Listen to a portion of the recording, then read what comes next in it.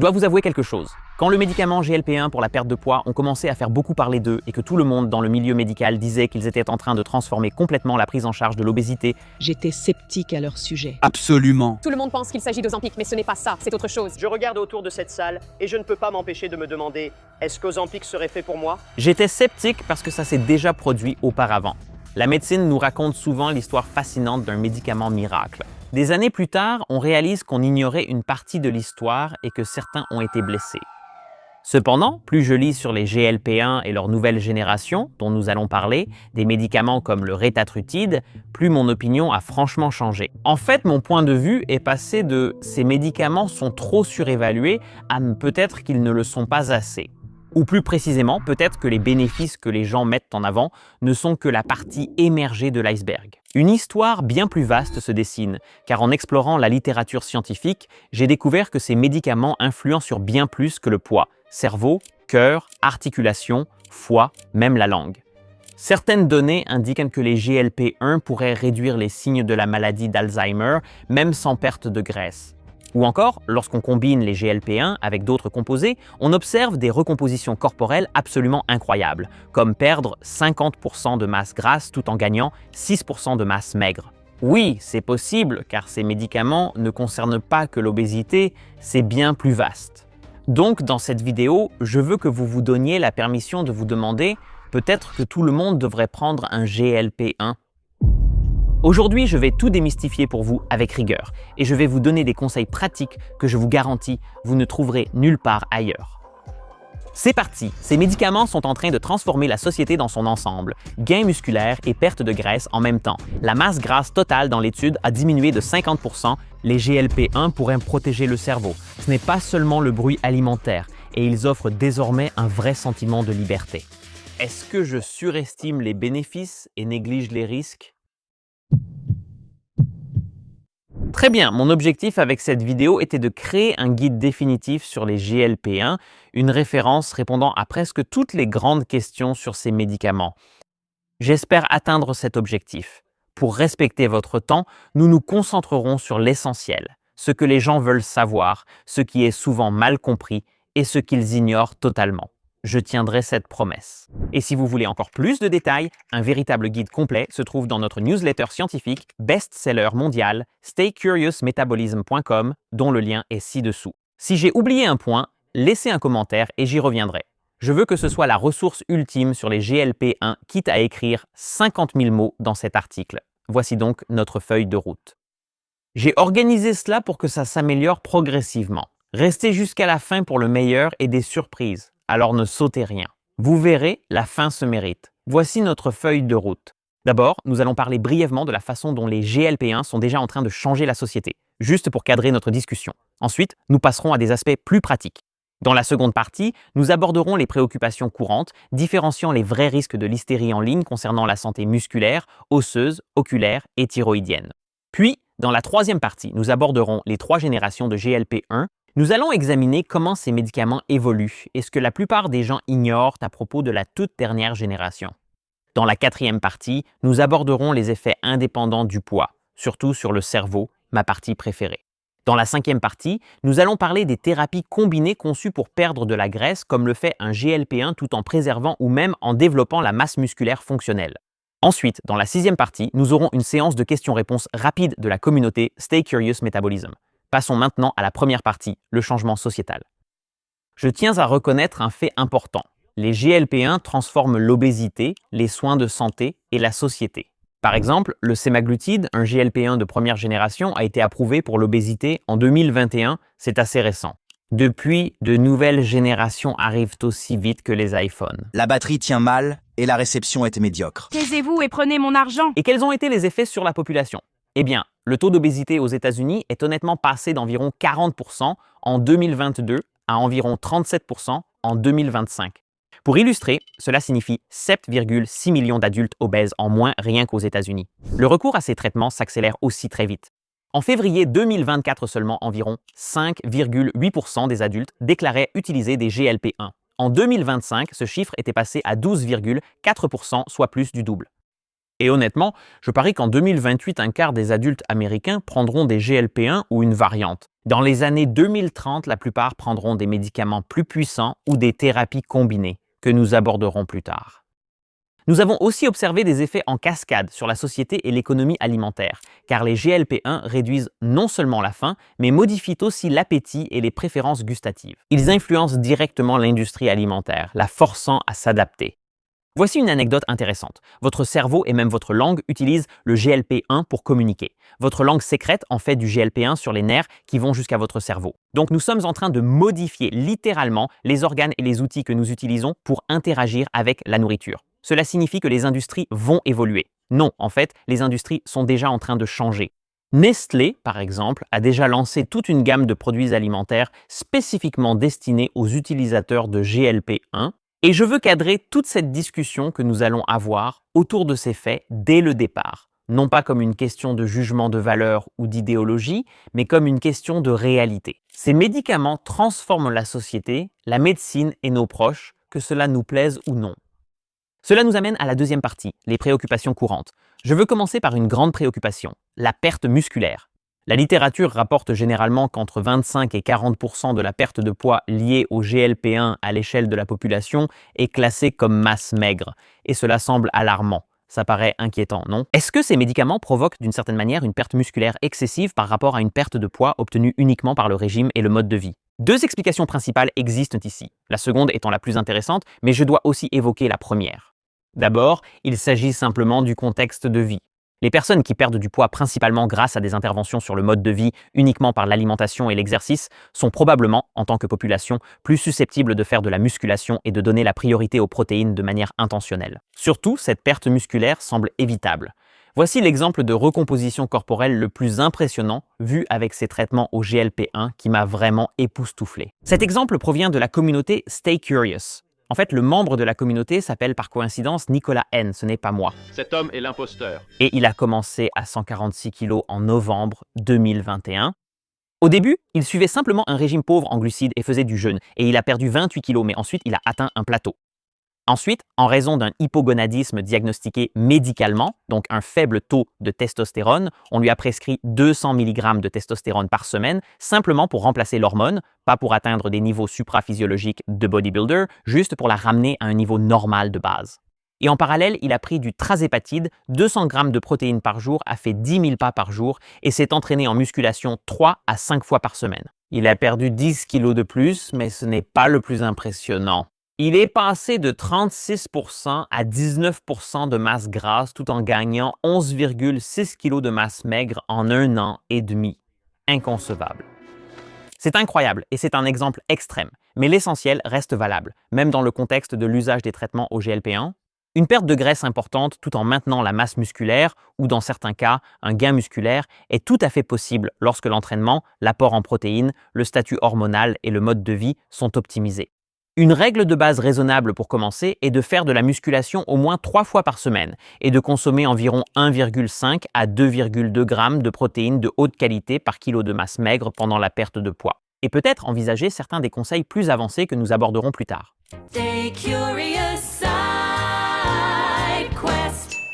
Je souhaite faire une parenthèse sur les muscles et annoncer le sujet de la santé cérébrale à venir. J'ai lu une étude où des chercheurs ont montré que la puissance explosive des jambes chez des jumeaux identiques prédisait une meilleure fonction cognitive et un volume cérébral plus important plus tard. Ce qui a parfaitement du sens quand on y pense, puisque vos muscles sont en fait une véritable usine à hormones, sécrétant des substances comme l'irisine et le BDNF pour alimenter le cerveau. Les muscles favorisent le contrôle de la glycémie et la sensibilité à l'insuline, essentielle au cerveau. Restez motivés pour les sujets sur la santé cérébrale à venir. Faites des squats pour vos synapses. Si vous voulez vous amuser avec moi pendant ces 90 secondes de vidéo, essayez de la regarder en tenant la position du cavalier. C'est ce qu'on faisait quand on était enfant en cours d'arts martiaux. Si cela ne vous rassure pas, il existe un autre niveau de nuance méconnu de la plupart, car les données sont assez récentes. La masse maigre et la masse musculaire sont différentes, contrairement à ce que beaucoup pensent. La plupart des études citées utilisent des examens DEXA. Bien qu'utile et supérieur à une balance, il reste des outils assez grossiers. Le DEXA regroupe les muscles avec d'autres tissus mous, y compris le foie, dans une seule catégorie appelée masse maigre. Et cette image, C'est la même image?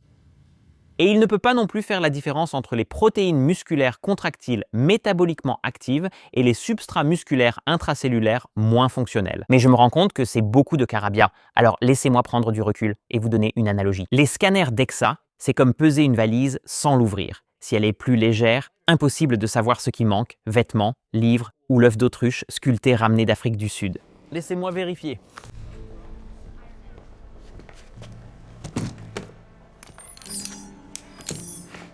Une baisse de masse maigre sur un scanner DEXA peut indiquer une diminution de glycogène musculaire, d'eau ou de la taille du foie, et non forcément une perte de muscles fonctionnels. En fait, des recherches de 2026 suggèrent que les GLP-1 pourraient réduire préférentiellement la masse hépatique, ce qui n'est pas une mauvaise chose, et réduire les composants musculaires non essentiels sans affecter la véritable machinerie contractile responsable de la force et de la fonction physique du muscle. Dans les études humaines, la force peut rester intacte malgré une diminution de la masse maigre, ce qui pourrait concerner le foie qui rétrécit discrètement. Cette distinction est très importante. Et pour prendre du recul et l'expliquer de la manière la plus générale possible, nous avons mal catégorisé certaines choses. Nous avons pris la perte de masse maigre sous GLP-1 pour une perte musculaire, alors qu'il s'agissait surtout d'une réduction du foie et d'autres éléments non essentiels, parfois même que votre corps ne veut peut-être même pas. Mon avis en quelques mots, l'inquiétude concernant la perte musculaire sous GLP-1 a été largement exagérée. Abordons aussi rapidement d'autres préoccupations, comme la perte osseuse. Voilà le problème. Une perte de poids rapide, quelle qu'en soit la cause, a tendance à réduire la masse osseuse parce que votre corps porte moins de charge sur le squelette. Donc le poids corporel diminue parce que le stimulus a diminué, le corps s'adapte, pas de souci. Cela dit, il existe en fait des récepteurs du GLP-1 dans les cellules osseuses. Il est intéressant de noter que la biologie suggère que les GLP-1 pourraient avoir des effets bénéfiques et non néfastes une fois le poids stabilisé. La signalisation du GLP-1 semble stimuler les ostéoblastes. Pensez B pour bâtir. Ce sont les cellules qui construisent l'os, tout en inhibant les ostéoclastes. Pensez C pour casser l'os. Ce sont les cellules qui dégradent l'os. Grâce à cette combinaison, en stimulant les cellules qui construisent l'os et en inhibant celles qui le dégradent, les personnes sous GLP-1, une fois leur poids stabilisé, pourraient avoir une meilleure santé osseuse. Chez des rats résistants à l'insuline, un traitement par GLP-1 a amélioré la qualité et la solidité osseuse. La lettre ci-dessous contient plus d'informations, mais poursuivons, c'est aussi bénéfique pour la santé osseuse. Je souhaite maintenant aborder la perte de la vue. Vous avez sans doute vu des titres alarmants associant les médicaments GLP-1 à la cécité. Inquiétant, non? Eh bien, la principale inquiétude vient de rapports concernant une affection rare appelée, préparez-vous au jargon, neuropathie optique ischémique antérieure non artéritique ou NAION pour faire court. Cependant, il est important de garder du recul ici. Même le signal observationnel est très faible. Par exemple, une revue systématique de 2026 a montré que l'utilisation des GLP-1 n'était pas significativement associée à cette forme de cécité. Certaines petites populations pourraient être à risque, je ne l'exclurai pas totalement. Donc, si vous avez des raisons de croire que vous souffrez déjà d'une maladie rétinienne ou d'une rétinopathie diabétique, il vaut la peine d'en parler avec votre médecin avant de commencer un traitement par GLP-1. Mais en prenant du recul et en regardant les preuves dans leur ensemble, je pense que le risque absolu ici est probablement très très faible, quelque chose comme un 0,5% chez les patients diabétiques sur 5 ans. Ensuite, les maladies de la thyroïde. Une préoccupation fréquemment évoquée concernant les GLP-1 est le cancer de la thyroïde. Encore une fois, cela semble vraiment effrayant, en particulier quelque chose appelé carcinome médulaire de la thyroïde, un type spécifique de cancer de la thyroïde. Cette préoccupation vient surtout d'études sur les rongeurs où les médicaments GLP-1 ont accru certaines tumeurs thyroïdiennes. En conséquence, les GLP-1 comportent des avertissements spécifiques pour les personnes ayant des antécédents personnels ou familiaux de carcinome médulaire de la thyroïde ou de syndrome génétique qui augmentent le risque, comme le syndrome M2. Si vous n'avez pas d'antécédent personnel ou familial de cancer de la thyroïde ou de syndrome M2, cela ne devrait pas être inquiétant. Globalement, les preuves humaines sont bien plus rassurantes que ne le suggèrent les gros titres alarmistes. Si vous me connaissez, vous savez que je suis généralement sceptique envers l'industrie pharmaceutique. Donc, si je le dis, j'espère que cela a du poids.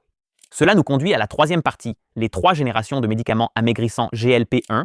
La première génération, ce sont surtout les agonistes des récepteurs du GLP-1 comme Ozempic et Wegovy qui réduisent la sensation de faim au niveau du cerveau. La deuxième génération regroupe les agonistes doubles. Ils agissent non seulement sur le GLP-1, mais aussi sur un autre axe hormonal appelé GIP. Ils réduisent l'appétit et influencent aussi la physiologie des cellules graisseuses et la répartition de l'énergie. Par exemple, ils semblent améliorer la capacité du corps à mobiliser les graisses pendant le jeûne. Je le vois à un niveau général comme si ces agonistes doubles ne réduisaient pas seulement la faim, mais rendaient aussi le tissu adipeux plus flexible sur le plan métabolique. Les 2 premières générations sont approuvées par la FDA et le petit nouveau qui sera bientôt approuvé par la FDA s'appelle retatrutide, parfois appelé GLP-3, même s'il n'agit pas 3 fois sur la voie GLP-1. Il agit sur le GLP-1, le GIP et un troisième axe, l'axe hormonal du glucagon. Et celui-ci est particulièrement fascinant. La composante glucagon fait plusieurs choses, notamment augmenter le taux métabolique et la dépense énergétique. En pratique, les gens signalent une fréquence cardiaque et une dépense calorique plus élevée sous retatrutide. Il est intéressant de noter que parfois, la faim peut augmenter temporairement, même en continuant à perdre du poids. J'ai moi-même remarqué cela lors de mon expérience d'1 mois. Donc en fait, j'ai plus faim que d'habitude à 10 h du matin. Je vais manger ce que je veux et voir ce qui arrive. Et la retatrutide est clairement le médicament de type GLP-1 le plus puissant à ce jour. Donc encore une fois, pour prendre du recul, lorsqu'on les compare directement sur environ 1 an en ce qui concerne la perte de poids, les GLP-1 de première génération comme le semaglutide, Ozempic ou Wegovy entraînent une perte de poids corporel de 10 à 15 %. Les agonistes doubles de 2e génération comme tirzépatide, Zepbound et Mounjaro entraînent une perte de poids d'environ 20 %. Et puis la 3e génération, le retatrutide, avec ce composant supplémentaire de glucagon, porte la perte de poids à environ 24 % sur 1 an, avec des effets légèrement plus importants chez les femmes, autour de 28 %. Voici un tableau récapitulatif. Mettez en pause pour une capture d'écran si besoin. Stay curious, side quest. Maintenant, je veux faire avec vous une petite Stay Curious Side Quest à propos du nouveau venu, retatrutide. Plus précisément, comme c'est le plus récent, le plus tendance et le moins étudié, il y a des choses vraiment intéressantes que les gens ne connaissent pas. Comme mentionné, le retatrutide élève le taux métabolique et la fréquence cardiaque au repos.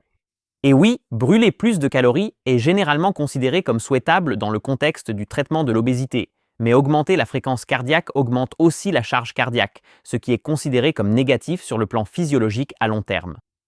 Maintenant, cela ne veut pas dire que le retatrutide est nécessairement dangereux, mais si vous me demandez ce qui me rend le plus prudent intellectuellement, avec ce médicament en particulier, ce serait probablement cette question du stress cardiovasculaire à long terme après des décennies d'utilisation. À l'heure actuelle, nous ne savons tout simplement pas. C'est à la limite de ce qu'on comprend. Deuxièmement, cela touche aussi la santé cardiaque, et cela m'a vraiment surpris en l'apprenant. Le retatrutide pourrait abaisser le cholestérol LDL et l'ApoB de manière plus puissante que les autres médicaments de type GLP-1. J'ai découvert cela lorsque j'ai personnellement expérimenté le retatrutide pendant 1 mois, juste 1 mois, même à faible dose, 1 à 2 mg pendant 4 semaines. Je voulais voir ce qui se passait dans mon métabolisme. Je n'essayais pas de perdre du poids. Vous pouvez regarder cette vidéo pour en savoir plus. Mais ce qui s'est passé, c'est que mon LDL et mon ApoB ont chuté de façon significative. Maintenant, la plus grande baisse est venue de quelque chose appelé l'ézetimibe, que vous pouvez découvrir dans cette vidéo, mais le retatrutide a ensuite encore réduit mon LDL et mon ApoB, ce qui m'a surpris parce que physiologiquement, je prévoyais en fait l'inverse. Cette observation m'a amené à découvrir que le composant glucagon, qui rend le retatrutide unique, agit pour diminuer quelque chose appelé PCSK9, ce qui, à son tour, réduit le LDL et l'ApoB. C'est un mécanisme caché de réduction des lipides dont peu de gens parlent. C'est assez fou quand on y pense. Troisièmement, des spéculations suggèrent que le retatrutide pourrait préserver et protéger la masse musculaire. Ceci contredit toujours la littérature des essais cliniques et repose sur des raisonnements mécanistiques et des témoignages anecdotiques du bodybuilding et des biohackers sans preuve définitive. Cependant, il existe au moins une base biologique à cette idée que je vais vous expliquer maintenant. La composante glucagon, qui distingue la retatrutide des autres GLP-1, peut stimuler la libération de l'hormone FGF21. Le FGF21, à son tour, peut augmenter le taux métabolique, donc brûler plus de calories, et peut potentiellement aider à préserver la masse musculaire pendant la perte de poids. Et la nuance ici, c'est que l'obésité est un état de résistance au FGF21. Donc, si vous prenez un moment pour y réfléchir, cela pourrait expliquer pourquoi. Les essais publiés sur l'obésité n'ont pas montré d'effet de préservation musculaire du retatrutide spécifiquement, alors que son utilisation expérimentale dans la communauté du biohacking et du bodybuilding, où les personnes ne sont généralement pas obèses et sont sensibles au FGF21, pourrait permettre d'obtenir certains effets de protection musculaire du retatrutide. À l'heure actuelle, ce n'est qu'une hypothèse. C'est mon hypothèse, mais je pense qu'elle mérite d'être approfondie. Vous pouvez me dire ce que vous en pensez. Revenons maintenant à notre sujet principal. Passons à la 4e partie, les bénéfices des GLP-1 au-delà de la perte de poids. Ce qui a vraiment changé ma perspective sur les GLP-1 n'avait en fait rien à voir avec l'obésité elle-même. Des signaux précoces indiquaient que les GLP-1 pourraient protéger le cerveau contre des maladies neurodégénératives comme Alzheimer. De grandes bases de données montrent un taux de démence réduit chez les patients traités par des médicaments de type GLP-1. Je sais ce que vous pensez, car vous êtes intelligent. Interpréter ces données est difficile, la perte de poids améliorant la santé métabolique et d'autres facteurs bénéfiques pour le cerveau. Il existe en réalité des raisons de penser que les GLP-1 ont des effets directs sur la santé cérébrale et la prévention de la maladie d'Alzheimer. Par exemple, des chercheurs ont constaté que des taux plus élevés de GLP-1 dans le cerveau sont liés à moins d'amyloïdes, marqueur de la maladie d'Alzheimer. Dans les cerveaux humains, cette relation est visible sur le graphique linéaire et les images du cerveau. Plus il y a de rouge, plus il y a d'amyloïdes. Et sur le cerveau à gauche, c'est le cerveau avec un faible taux de GLP-1, il contient beaucoup plus d'amyloïdes. N'est-ce pas intéressant ? Maintenant, comment cela s'explique-t-il? Considérez comment l'amyloïde se forme dans la maladie d'Alzheimer. Cela débute avec la protéine précurseur de l'amyloïde. Ce nom est logique, non? Et à partir de là, la protéine précurseur de l'amyloïde peut suivre l'une des deux grandes voies, une voie neuroprotectrice, non amylogène, et une voie neurotoxique qui produit de l'amyloïde. Et une enzyme en particulier appelée BACE joue un rôle crucial en poussant la protéine précurseur de l'amyloïde vers la voie toxique de l'amyloïde. Fait fascinant, le GLP-1 inhibe l'activité de cette enzyme qui pousse la protéine précurseur de l'amyloïde vers le voie amyloïdogène toxique. Donc, en gros, les GLP-1 peuvent orienter la protéine précurseur de l'amyloïde vers une voie plus saine et neuroprotectrice, mais ce n'est pas tout. Les GLP-1 augmentent aussi la sensibilité cérébrale à l'insuline. Pourquoi est-ce important? Car une signalisation de l'insuline altérée dans le cerveau peut activer la protéine GSK3-bêta, favorisant ainsi les enchevêtrements neurofibrillaires de protéines Tau, caractéristique majeure d'Alzheimer. Ainsi, l'amélioration de la signalisation de l'insuline par les GLP-1 pourrait bloquer cette voie et améliorer la pathologie Tau dans le cerveau. Je sais que j'utilise beaucoup de jargon, désolé, je suis neuroscientifique de formation, j'ai fait un doctorat dans ce domaine. Nous avons au moins deux mécanismes plausibles par lesquels les GLP-1 pourraient influencer directement la pathologie d'Alzheimer. Les agonistes des récepteurs du GLP-1 peuvent diminuer l'amyloïde en inhibant l'activité de la BACE. Donc, vous orientez la protéine précurseur de l'amyloïde vers un voie de clivage plus favorable et ils peuvent diminuer la Tau en inhibant la GSK3-bêta. Pour les passionnés de neurosciences, c'est un moment marquant. Honnêtement, en tant que personne à risque élevé d'Alzheimer, je trouve cela très prometteur. En parler m'enthousiasme beaucoup. En réalité, si je devais envisager une thérapie GLP-1 à faible dose sur le long terme, même sans vouloir perdre du poids, ce serait pour cette unique raison. Je pourrais même envisager de prendre un peu de poids pour ça. Je plaisante. En quelque sorte. Et maintenant, pour vous donner un autre exemple d'un bénéfice indépendant du poids des GLP-1 issus de la littérature scientifique, une étude de 2026 s'est penchée sur ce qu'on appelle l'arthrose. C'est une forme très courante d'arthrose d'usure, caractérisée par la dégradation du cartilage, la douleur, la raideur et une mobilité réduite. L'obésité accroît le risque d'arthrose car le poids supplémentaire sollicite davantage les articulations, parfois de façon néfaste. Mais de façon intrigante, les GLP-1 pourraient faire bien plus que simplement inverser l'obésité pour améliorer l'arthrose. Des recherches indiquent que les GLP-1 pourraient agir directement sur les cellules responsables de la régénération du cartilage articulaire. De façon remarquable, le traitement par GLP-1 a été associé à un épaississement du cartilage humain. C'est un double bénéfice pour les articulations. La perte de poids améliore leur santé et la mobilité, et les GLP-1 ont aussi des effets directs sur les cellules qui produisent le cartilage. En résumé, les GLP-1 ne sont pas seulement des médicaments pour la perte de poids. Sous la surface, à la base de l'iceberg, les GLP-1 semblent influencer le métabolisme dans tout le corps d'une manière qui va bien au-delà du simple chiffre sur la balance et de façon positive. C'est simplement que la perte de poids est la manifestation visuelle la plus évidente. Je souhaite maintenant prendre du recul et humblement poser la question essentielle. Quelle est l'analyse réelle des risques et bénéfices? Nous laissons-nous emporter par l'engouement pour les peptides et les discours positifs sur les traitements au GLP-1? Suis-je en train de surestimer les bénéfices en négligeant les risques potentiels? Ce sont des questions que nous devons nous poser. Si vous me connaissez, vous savez que je suis souvent sceptique envers l'industrie pharmaceutique. Même pour des médicaments très étudiés comme les statines, j'ai de sérieuses inquiétudes, ce qui n'est pas toujours populaire. Cela dit, nous devons considérer comment ces médicaments fonctionnent, leurs effets métaboliques sous-jacents, ainsi que leur profil de risque global et leurs bénéfices probables sur le long terme. Pour être honnête, selon mon analyse de la littérature et des mécanismes, tant qu'une personne ne perd pas trop de poids avec un traitement au GLP-1, j'estime que les avantages de ces médicaments dépassent sans doute les risques pour la plupart, même au-delà de la perte de poids. Ce n'est pas une affirmation médicale, je précise n'avoir reçu aucun argent de l'industrie pharmaceutique, c'est simplement mon opinion. Prenez-le pour ce que ça vaut. Cela dit, passons maintenant au niveau supérieur dans la partie 5, l'avenir de la perte de graisse et du gain musculaire. Parce que la partie la plus intéressante de l'histoire des GLP-1 vient de l'avant-garde, avec des traitements combinés comme ceux qui associent des traitements au GLP-1 à des composés favorisant la croissance musculaire. En d'autres termes, ces thérapies combinées vous aident à perdre de la graisse tout en développant du muscle, et parfois beaucoup. En perspective, prenons du recul.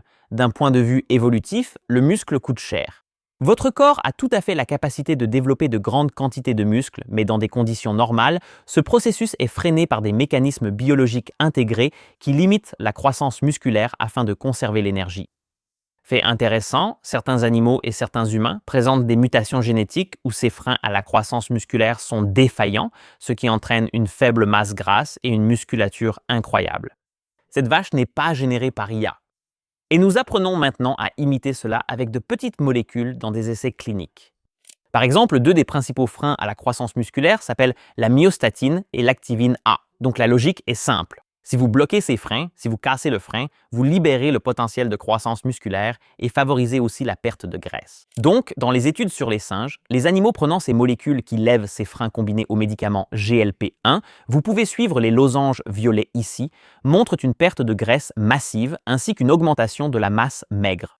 La masse grasse totale dans cette étude a diminué de 50%, tandis que la masse maigre a augmenté de 6%. C'est fou. Et ce n'est pas tout. Il existe aussi des données humaines. Les premières données d'essais contrôlés randomisés chez l'humain montrent des signaux similaires. En seulement 8 semaines avec un seul traitement, les participants humains ont gagné environ 3 kg, soit 6,6 livres de masse maigre, tout en perdant 4 kg, soit 8,8 livres de masse grasse après un seul traitement. Gain de muscle et perte de graisse en même temps en quelques semaines. Je reconnais mon enthousiasme. Ce domaine débute et comporte encore des questions de sécurité non résolues. À mesure que ces approches deviennent sûres et applicables à grande échelle, elles pourraient transformer l'avenir de la médecine de la recomposition corporelle. C'est fou. Je suis sûr que vous pensez comme moi. C'est génial mais décevant car ces outils ne sont pas encore accessibles. Nick, tu nous fais languir. D'accord, je plaide coupable. Mais il existe d'autres composés, moins connus mais tout aussi fascinants, qui pourraient produire des effets biologiques similaires sans avoir besoin d'être injectés. Pour vous donner un exemple, il y a un composé dont vous n'avez probablement jamais entendu parler, appelé ATX 304. Vous pouvez en lire beaucoup plus à ce sujet dans cette lettre dédiée à ATX 304, mais voici un aperçu général. C'est ce qu'on appelle un activateur d'AMPK. L'AMPK est l'un des principaux régulateurs du métabolisme énergétique dans le corps et ATX 304 aide efficacement à faire entrer le carburant dans les muscles tout en augmentant simultanément la combustion des graisses et la dépense énergétique. Les données des modèles animaux précliniques sont impressionnantes. Par exemple, dans une étude récente, un traitement de 32 jours avec ATX 304 a entraîné une réduction de 21% du poids corporel, dont 100% provenait de la graisse. Dans une étude animale, l'ATX 304 combiné au GLP-1 a entraîné une forte perte de masse grasse sans diminuer la masse maigre. Lien ci-dessous pour plus d'informations. J'en ai d'ailleurs dans mon frigo et en l'utilisant, ma glycémie à jeun a baissé de 6 mg par décilitre, ce qui est plutôt cool. Cela dit, je ne l'ai pas personnellement essayé en combinaison avec des GLP-1 parce que je ne veux pas perdre plus de masse grasse. Je pense en fait que je suis allé trop loin dans mon essai randomisé de 4 semaines. C'est devenu un peu fou. J'ai conseillé l'ATX 304 à 2 proches sous GLP-1, ils en sont ravis. J'ajoute plus d'informations ci-dessous. Ce n'est pas un avis médical ni une incitation à l'essayer. Je mets simplement en lumière ce qui est en train d'émerger sous le nez de tout le monde. D'ici quelques années, je suis convaincu que la plupart des utilisateurs de GLP-1 adopteront aussi ce type de thérapie complémentaire. Mais cela nous amène à la 6e partie. Nous allons conclure avec quelques questions-réponses du public. Avant de commencer, je veux juste rapidement vous applaudir. Félicitez-vous. Vous êtes resté jusqu'ici, ce qui veut dire que vous êtes désireux d'en apprendre plus sur votre santé et que vous pouvez supporter que je bavarde. Donc bravo et merci. Mais passons maintenant à quelques questions. Zach a demandé « Qu'est-ce que tu penses, Nick, du nouveau GLP-1 oral OR4 Orforglipperide ?» D'abord, je déteste le nom. Qui a choisi ce nom? On dirait un extraterrestre de Men in Black. Vous vous entendez bien? Mais cela mis à part, pour ceux qui n'ont pas suivi, OR4-orphorglipéride est un nouveau GLP-1 oral non peptidique. La perte de poids est similaire à celle des premiers GLP-1 injectables comme Ozempic, avec une baisse de 11,2% du poids en 72 semaines et une amélioration des marqueurs métaboliques. La nouveauté, c'est qu'on peut prendre un comprimé au lieu d'une injection, ce qui facilite l'accès et répond aux préférences.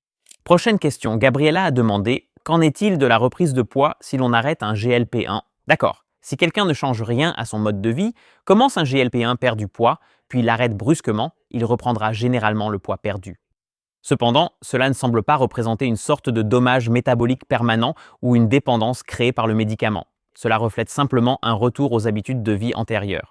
Notez aussi que les GLP-1 peuvent catalyser un changement de mode de vie, s'ils sont capables de réduire les pensées envahissantes liées à la nourriture et de permettre à quelqu'un d'améliorer la qualité de son mode de vie, de faire de meilleurs choix alimentaires, d'établir des habitudes alimentaires plus saines, de faire de l'exercice plus régulièrement et d'améliorer leur flexibilité métabolique. Parfois, une personne peut ne plus avoir besoin d'un GLP-1 ou passer à une faible dose d'entretien, ce qui est assez fréquent.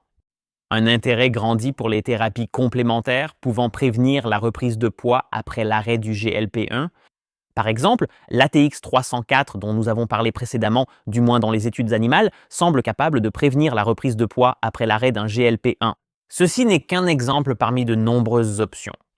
D'accord, Jane demande « Quid des médicaments GLP-1 pour le trouble de l'usage de l'alcool et d'autres substances addictives ?» Nous savons que la signalisation GLP-1 atteint le cerveau, notamment les zones liées à la récompense, l'envie et l'addiction.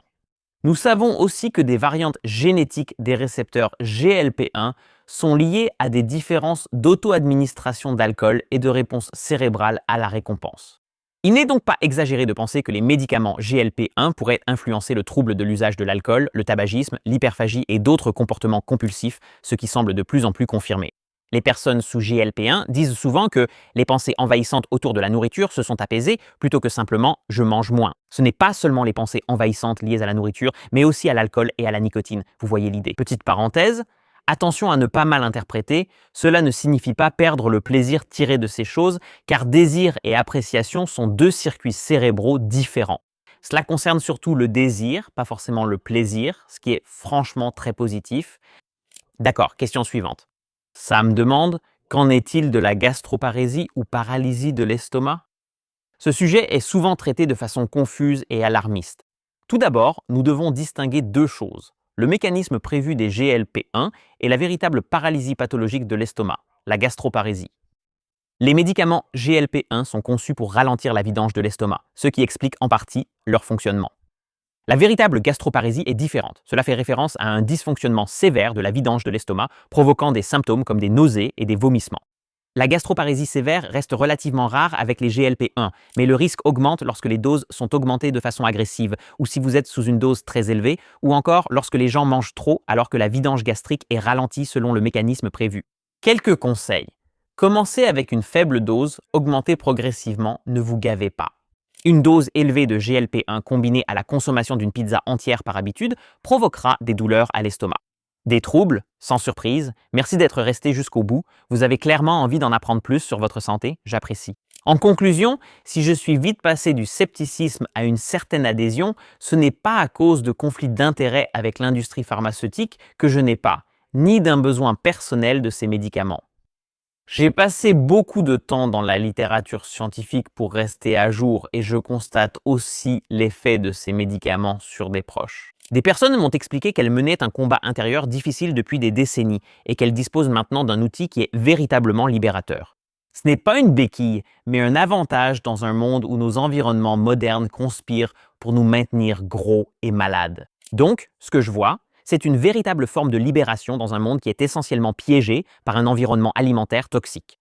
Je vois un vrai potentiel pour ce qui peut se passer sous le capot de notre métabolisme et j'espère vous en avoir convaincu aujourd'hui. Et enfin, si vous voulez voir où va l'humanité, regardez cette vidéo.